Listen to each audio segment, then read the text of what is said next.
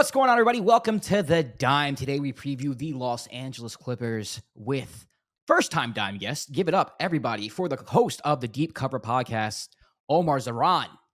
Omar, thank you. It's a real applause. That's awesome. I was We don't do the fake stuff. I'm not we don't do pressing the you. fake. Real class. You get a standing ovation here on The Dime. Yes. Omar, tell us about yourself. Awesome. How you doing? What's your podcast about? All that good stuff. Yeah. Appreciate you guys having me on. First of all, Josh, I saw you post. You were looking for somebody to do a preview. I'm like, well, let me jump on that.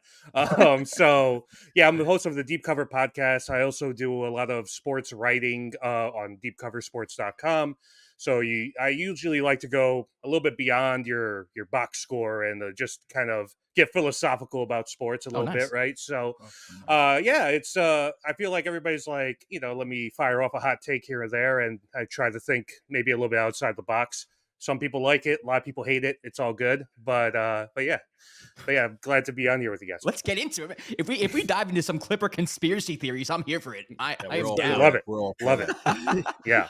All right. I want to ask you first about last season because the Clippers for the whole PG Kawhi Leonard era was just like, this team could win the championship if they put it all together, blah, blah. Specifically, what happened last year? I know there were a lot of injuries. Do you just chalk it up to that? Or is it just like this team just was never supposed to win anything ever, and they're the Clippers? So if you guys will allow me, I have a funny story about when PG and Kawhi got acquired by the Clippers. Oh, so, yes. Okay. Yeah. So I was living in Detroit at the time. Okay. And I was at a show for a local Detroit hip hop artist, Elzai. I don't know if anybody's familiar. But anyway. Okay. I am. Yep. Nice. Okay, cool. Yeah. So it was like this long ass show. It went for like 4 or 5 hours, and you're on like this concrete, so your legs are like dying by the end. And I was with a friend of mine, and both of us have the Twitter notifications on, and we get the the Woj tweet or whatever that Kawhi and PG are going to be Clippers, and we're in the middle of this concert enjoying ourselves, and we're trying to have a conversation about what this means, and it's just like. And then we get in the car after the show, and instead of talking about the show, we're just kind of like, what about the Clippers though? And it's just like, so I feel like as soon as that joint assembly was made, it was the Clippers saying, we're all in, we want to win a championship. Mm-hmm. And a lot of it's injuries, like Kawhi missed a whole year, obviously, during this run, but specifically in the last year, again, it's injuries at the wrong time. Kawhi and PG both getting hurt around playoff time, and then you're kind of relying on a very different James Harden than he's been in the past, right? And it's just kind of like you're going to that series in the first round. I'm just like, I don't think these guys are doing anything. It's once you get all those injuries, it's done, and it just feels like really ever since PG and Kawhi got on board, there's just something off with the Clippers, and on paper it's like, this team should be in the finals, or at least in the conference finals almost every year, but it's injuries, it's weird trades, it's just roster mismanagement, it's just a lot of things that sadly are very Clippers. It's just like that's just the history of this franchise, right? Like I remember I always have like a weird soft spot for like bad teams, and so I remember when I was like a kid, like I grew up in New York City, I was like, and of course I'm like a Knicks fan, but I remember like when the Clippers got like Darius Miles, and I was just like super excited, and Quinn Richardson, right? And I'm just like, and the team is, so they've had decent players over the years. They've just never been able to put it together. And it seems like this is another case, whether it's injuries, whether, again, it's the roster or the fit or whatever the case may be, they just can't put it together for whatever reason. At any point last year, even I guess after the James Harden trade, did you feel like they might hit that like a stride where they could be like championship contenders, because they had like a little bit of a run where they looked like a great team? There was a 15 game span there where the Clippers looked like the best team in the league, and a lot of that hinged on James Harden. I think he really, ever since he was in Philly, he kind of has embraced this more of a facilitator playmaker role, because he's lost a step. There's no denying that he's not Houston James Harden anymore, and it looked like, man, they're really going to figure this out, and it's finally going to happen. And you thought it was coming together, but then, like it does in the Kawhi era, it just kind of crumbled. And again, when you have injuries and you start relying more on this current iteration of James Harden to do more, he just isn't capable of doing that. And I'm not throwing shade at James Harden. I love James Harden, but it's he's just not that player anymore Yeah, it that's is going what to it be able is. to put it on his back. He's a Yeah. secondary piece at this point in his career. All right, so let's move on to the offseason. Paul George gets traded to the or he signs with the Philadelphia 76ers, goes from Kawhi Leonard missing games to now maybe Joel Embiid missing games, but that's besides the point. That's besides the point. He loves it. He loves load management. Right. Yeah. How is this team going to move on without him? Obviously, it's a big role to fill. There's a lot of shots to be, distributed around. What does that look like? Zubac just signed an extension. Does he get more shots? I mean, he's shown us a little bit of promise there on the offensive end. What do you think that looks like on the offensive end? Yeah, it's a big loss, right? Yeah. No doubt about that. I think so. I was looking up at going back to Harden. He had his least field goal attempts in his career, I think, since like 2010 last year.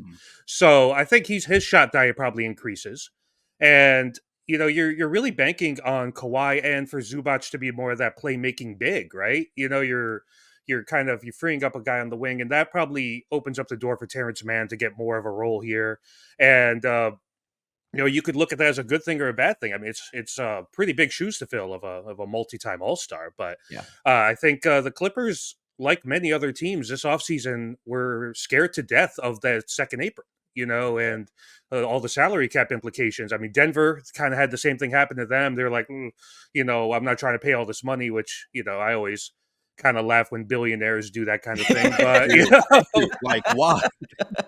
Completely agree with you. I don't know if I can afford this yacht anymore. You're like, oh man, I got to sell my 20th mansion on the coast. Come on. Shit, Why? I only have 3 houses now. Yeah. And Ballmer got money. That's the thing. Yeah. That Microsoft stock is not cheap. So it's just, but yeah, it's like I think they're just kind of like you heard PG talking about the negotiations and he felt disrespected, which I feel like every player feels disrespected when contract negotiations don't go their way. Right. And he just went, let me go ahead and go to Philly. And yeah, I think overall grade for the offseason, I think it's a C. Like you lose a big piece. You get a couple of interesting pieces like Derek Jones Jr. They signed Kevin Porter Jr. With the PR disaster that is, right? And they almost signed but Miles, like, what are you? Yeah, what are you doing, right? And but I think they're really banking on Zubac and Mann really taking up a load and becoming more centerpieces of this team, especially with the uncertainty that you have around Kawhi's availability. He's just one of the more interesting superstars we've seen, I think, in the last decade or two in terms of availability and just marketability, right? He's just kind of like a weird guy. And yeah. And they're in an even tougher spot because they're opening this new arena, right? And you would ideally want to have him and Paul George there as your centerpieces to drive attendance into this new dome with its 5 million bathrooms. And but instead, you have James Harden and Kawhi Leonard, which is still okay, but you would have preferred to have all three just for right. From a selling it out, and they're really like doing a lot of interesting stuff with the whole like the fan wall thing and all that. If there's one team not to do a fan wall, I think the Clippers. I mean, no disrespect. I've been to a lot of Clipper games. I think Clipper fans are underrated. Like there are a lot of passionate Clipper fans. The problem is like numbers wise, like they don't sell out the building. They don't. We do this to the Nets on the Knicks side, right? Like we always make fun of the fan base. And Bob's a Net fan. There's loyal fans. It exists. It's just it's so hard to compete against a brand like the Lakers. Yeah. I wrote a piece about it a while ago, like when they did their rebrand and they get this new arena, it was all with this intention of separating themselves from the Lakers. Right. And you would have just loved if you had the real star power of Paul George to add to that, but they don't, and they'll still be fine. They'll still sell tickets, I think, and get people to go to games, especially if they're cheaper than Lakers tickets. But I don't know, man. I don't know, man. When I tell you, think so? Yeah. I used to get Clipper tickets at the middle of Paul George choir for like nothing, no, $10, bro. That's crazy. Like the StubHub fees were worth more than tickets sometimes, and this is like, this is a team that like that had championship aspirations, and like no one cared, man. And they do so many things in this community. Like in Los Angeles, they rebuilt so many parks and courts, and they put like new hoops on all these parks, and all the hoops have the Clippers logo on it. So like if you play basketball in LA outdoors, like there's a good chance you're playing on a hoop that has the Clippers logo on it, like a very good chance. And it's just no one gives a crap about them. It's sad. It's crazy. Because the fan base is passionate. I was at the game where Terrence Mann dropped like 40-something points against the Jazz and they went to the Western Conference. I was there. And I was just there as kind of like a basketball fan. And the dude next to me was crying. And it made me realize, like, oh my God, like this is the first time they've been in the Western Conference Finals. Like, this is the biggest moment in Clippers history. And to me, it was just a playoff game. So, like, it was, I feel bad for Clippers fans because they are a good fan base. They are good people. And, you know, they had 2 windows, you know, Lob City and now this window that just passed. And I don't know when they're going to get it again, unfortunately. Let me throw a curveball at you guys real quick. I mean, do you think at a certain point they just like, why even stay in the LA market? Yes. Like, like go to Vegas, go to Seattle. So? Go. There's too much money. In LA, I get it. But who's in LA? It's the same thing that comes. When we have the art, because Josh is a Knicks fan, I'm a Nets fan, and people make the joke like the Nets should get out of New York, go back to. There's just too much money, regardless of how you feel. Like when we say like, oh, they don't have a big fan base, people still show up. The reason why he can build that big ass arena in LA because it's LA, like it's California, like it's big. There's too much of a base where you can still get people in there. So like I feel like there's no way. Certain element, right? You know, like getting people doing shows. It's not just basketball. You know, even though Ballmer has said it's primarily a basketball arena, but you got to say that for PR. You know, again, Bruno Mars just opened up the arena last week or whatever and sold out the arena in like 2 minutes. So I don't know. Yeah, there's too much money involved. But speaking still about the offseason, some of the other moves that happened that were I guess more minor. The Clippers lost Russell Westbrook, Josh's favorite player. Not really. Guy. Yeah, Mason Plumlee and like Daniel Theis. Like, what are your feelings and thoughts about that? Like losing those pieces.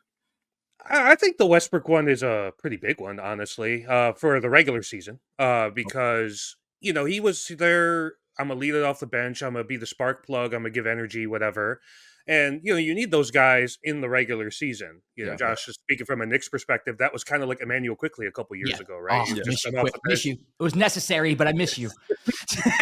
Not on OG Anunoby, but yeah. So, but yeah, I think you missed that a lot, and you know you kind of put that in the hands of somebody like a Bones Highland, you know, Kevin Porter again to bring him up. He's probably going to be in that type of bench role as well. So you miss that a lot. Tyson and Plumlee, I feel like they're replaceable rotation bigs in this league. So it's not a huge loss. But I think the Westbrook run in the dregs of the regular season right before the All-Star break is when you feel that, because, you know, say whatever you will about his game or whatever, and a lot of people can critique Russell Westbrook's game, he always gives 100% on the effort side, you know? So he gives you that in, like I said, in a February game and on Tuesday in Memphis, where, you know, it's hard for players to actually care, you know, and he gives you energy in that space. And you miss that. And, you know, obviously he's with the Nuggets now, so they're gaining that, which is good for them. Yeah, it's good for the Nuggets. I'm not the biggest Russell Westbrook. I'll say this. Yeah, that's fine. Yeah. I think he fit in well with the Clippers. I think his tenure with the Clippers was solid. For the reasons that you stated, he brought energy off the bench. I think it was a nice energy that they needed. He injected something different that they needed. Mm-hmm. So I will say that I will give him credit for that. But with the Nuggets, that's a whole other story. He's just one of those guys. The game has passed him by with the shooting stuff, right? Like, you know, if his 3-point shot was even like a little bit more reliable, it'd be a totally different thing. You know, it's just, you know, he's just one of those guys. It just happens. You know, guys, the game changes right under their feet and they can't adapt. You know, it is what it is. And what you said about the playoffs too. I mean, he would get exposed in the playoffs essentially. But I want to move on to Kawhi Leonard. I feel like this is like a question I've asked the past like 5 years about him, but how much of the year do you expect him to play? Do you think he's healthy? I mean, he pulled out of the Olympics for reasons that I think is because he's hurt. I mean, if you're a Clipper fan, what would you expect? I don't even know what I would expect going into the season.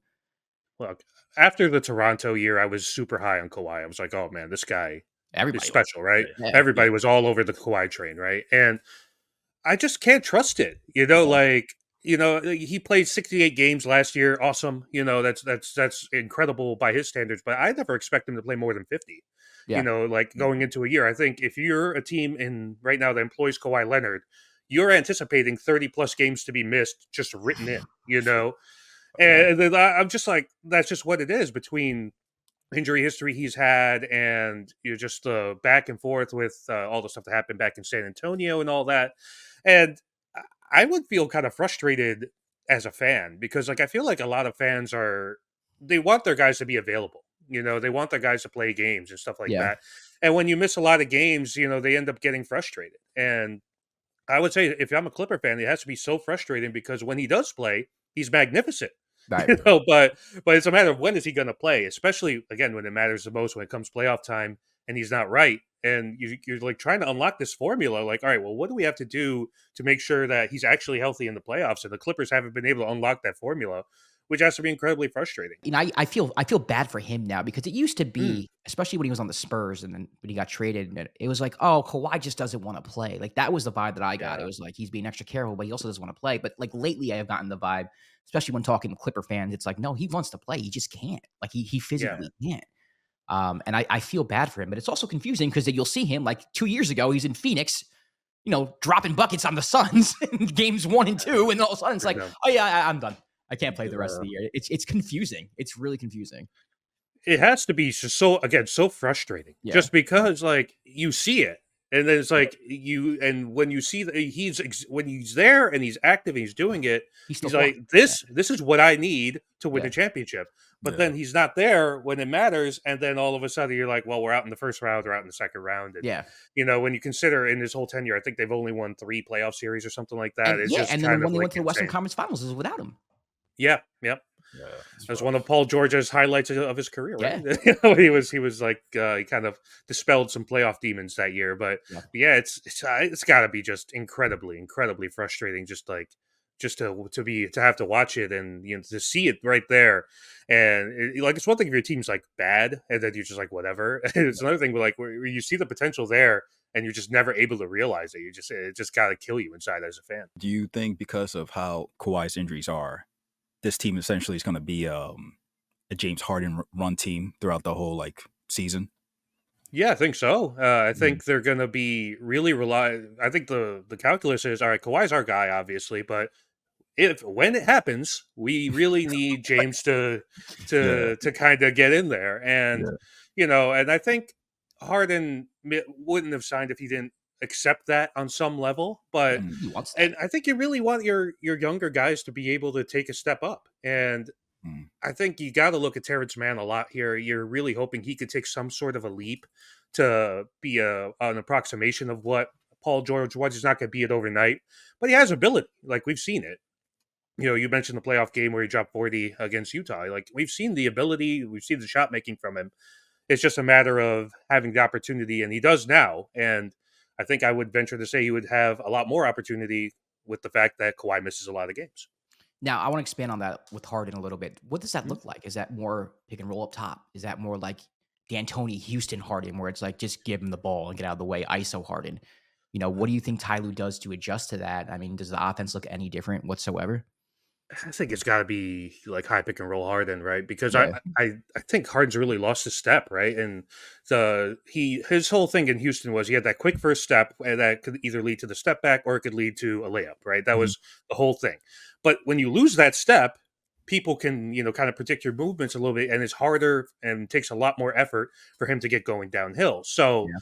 With that, I think you really got to utilize Zubac in that way because he's a pretty gifted passer, and he could do a lot of things, kind of working off of Harden. So to me, I think that's what you got to really play off of is the Zubac and Harden connection, especially if you have Kawhi missing some games. But yeah, I think the days of my offense is going to be ISO Harden are long gone. They died with the James Harden fat suit in Houston. So you mentioned Terrence Mann being a young player you expect to step up. Is there another player on the roster you feel like needs to step up for this team to be successful? Bones Highland, probably, right? Bones, man, he's just been on the bench, man, ever since he got traded. Yeah, he's like one of those, instant spark guys. He's going to shoot a lot, to use a Nets reference, a little Cam Thomas in him, right? Yeah. Where, he could get the offense going when he's hot, he's incredibly hot. But you kind of wonder what the opportunity is going to be like. But I think if he gets the minutes, he gets the chance, he could be a kind of a sleeper of production for this team that, could really, win them some games throughout the regular season, maybe hit a couple shots in the playoffs, if all the cards line up right. You mentioned Zubac on the pick and roll with Harden. I'm pretty big on like the fact that he actually might be third in scoring with this team. Maybe like I'm gonna say Yeah. second might be a stretch because Harden and Kawhi Mm. are gonna put up points. But I'm expecting a big year from Zubac. Am I kind of weird to think that, or I No. think he has the potential to really put up Yeah. some crazy, not crazy, but really impressive numbers this year. He is, I think, a incredibly underrated big. Yeah. Just he's very skilled, and like I remember when they acquired him, they were like, doing backflips because of just what Then this guy they were can like, do. "Thanks, Magic. Thanks you, Magic Johnson, for just handing us Zubac." I Yeah, forgot who they gave up. I forgot the yeah, trade. It was like, exactly, exactly. Mike Muscala and who's a yeah, shooter that it was ridiculous. It was like, yeah, "Oh, it thank made you." no sense. Yeah. Yeah, Yeah, so like he's going to be able to do some things like, and again, without having that the touches needed for somebody like Paul George, it gives him a little bit more room to operate. He's a yeah, pretty good rebounder as well, so a lot of second chance point opportunities.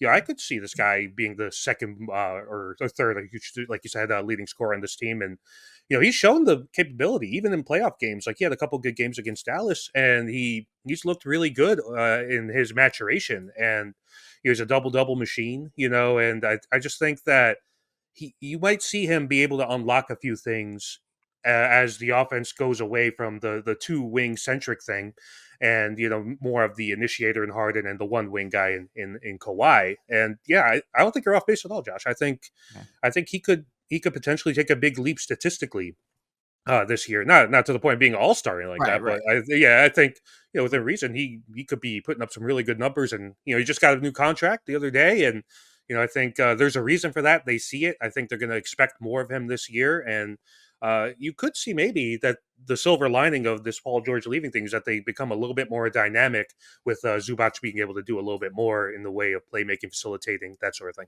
Roster wise, do they have anybody backing them up? Like, I'm trying to like think because they did Uh, lose. They lost Plumlee and Tice, Daniel yeah, Dice. Yeah, so Yeah, I'm trying to think. I don't think so, but I believe they have been showing a willingness to play small ball a lot, yeah, yeah, and so I think that for certain bench units will do that. And who's to say that in the buyout market when that comes around, they very see true. some backup big that I mean a lot of teams are looking for backup bigs, right? So apparently a limited very entity limited.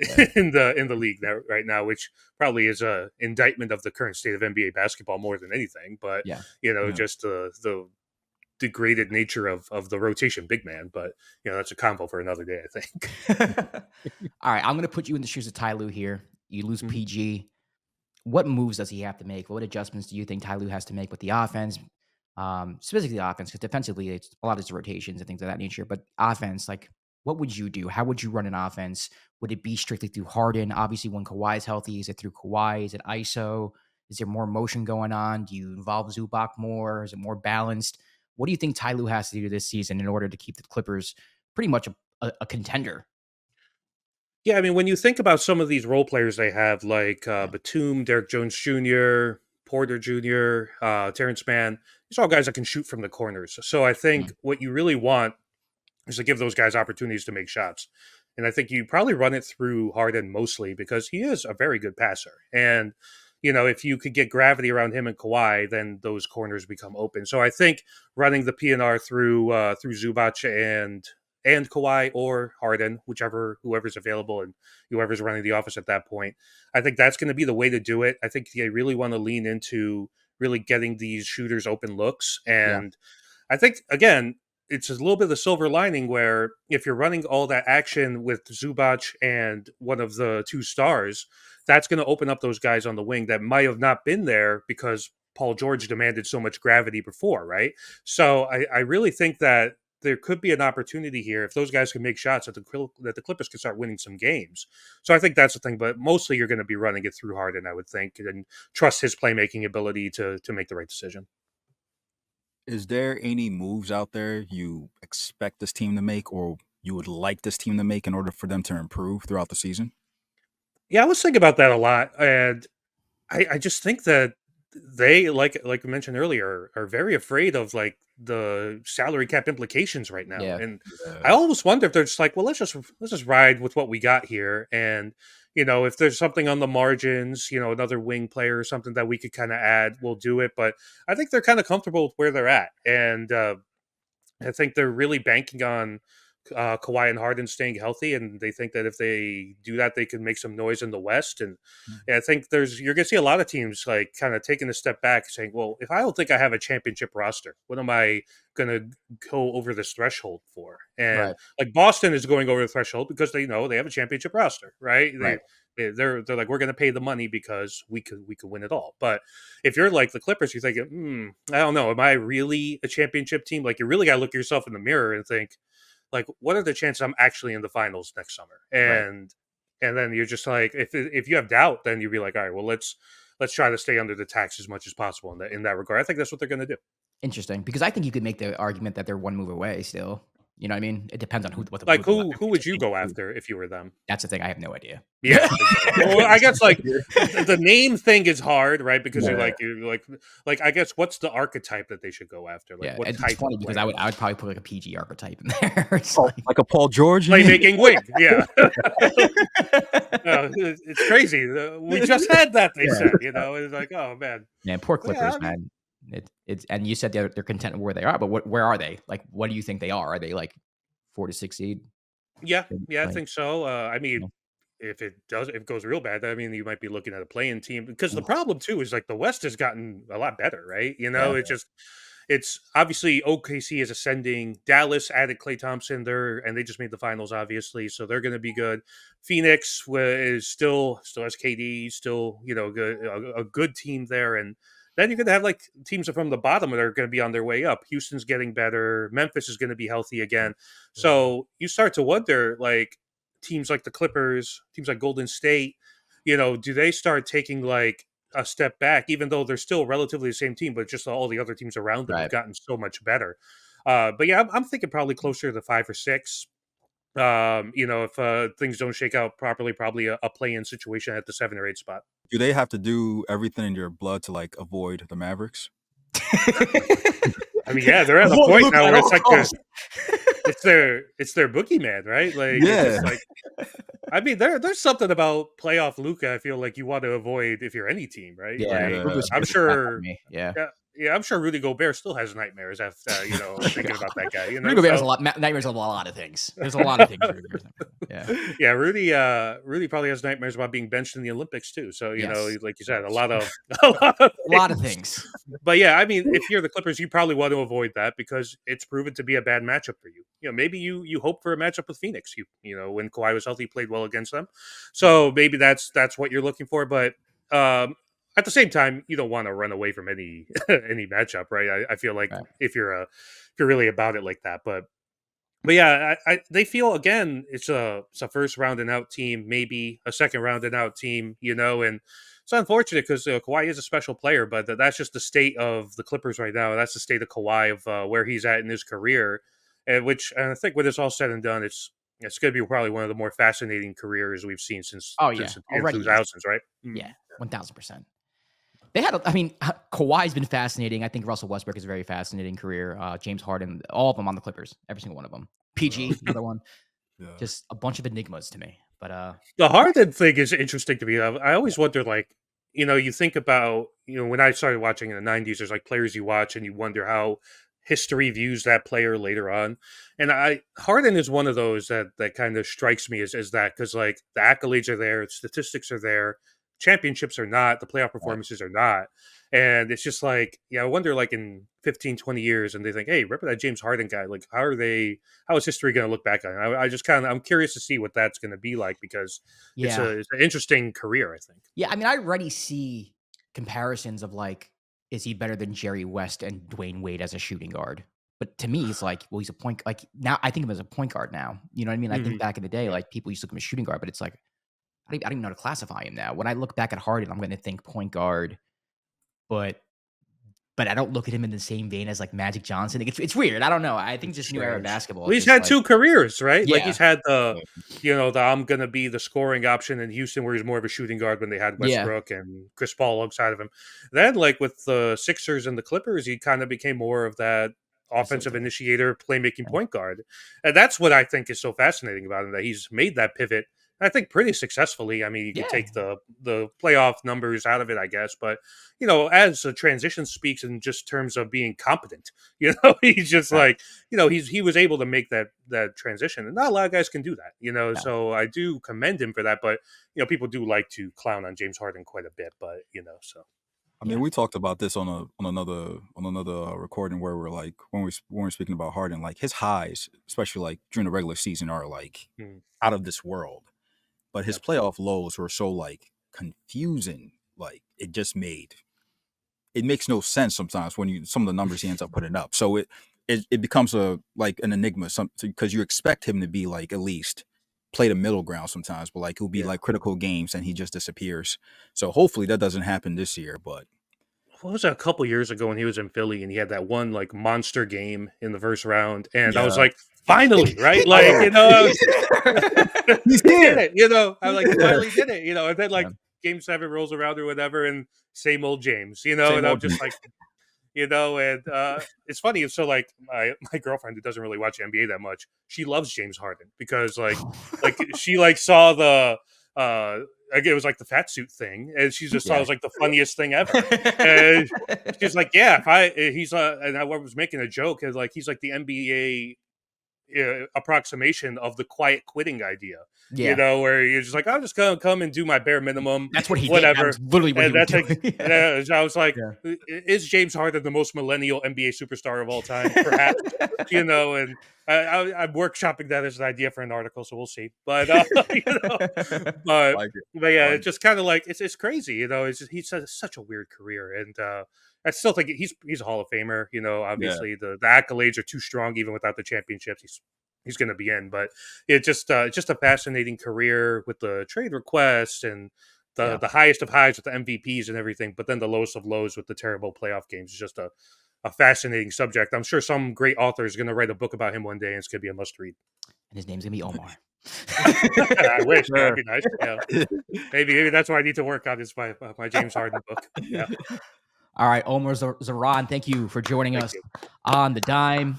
You can follow Omar on Twitter, Threads. I met you on Threads. You're the first person I've ever brought on from Threads, so congratulations you on that honor. Where can people follow you? So you can follow me on X/Twitter, whatever you call it, at Omar.Zhrn. You can follow me on Threads. My name without the vowels is the easiest way to do it. And but yeah, Threads is an interesting place. I don't know how you found it, man. I've found some level of decent conversation, but a lot of other times it's turned into a lot of this engagement bait stuff. But you can follow me there. It feels like it feels like LinkedIn to me. A little bit. Oh, like that's a good point. With like the Instagram captions of influencers.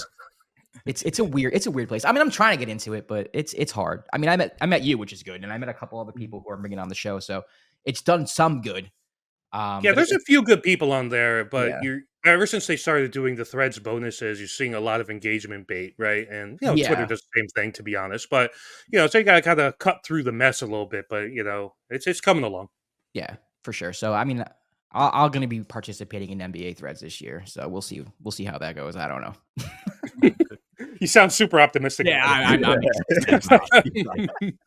All right, Omar, your podcast is called the Deep Cover Podcast. Deep Cover Podcasts on Spotify, Apple Podcasts, and YouTube as well. So make sure to check that out. And hopefully you like what I do. And but yeah, guys, I appreciate you having me on. It's been a blast, and happy to hop on whenever you guys need me in the future.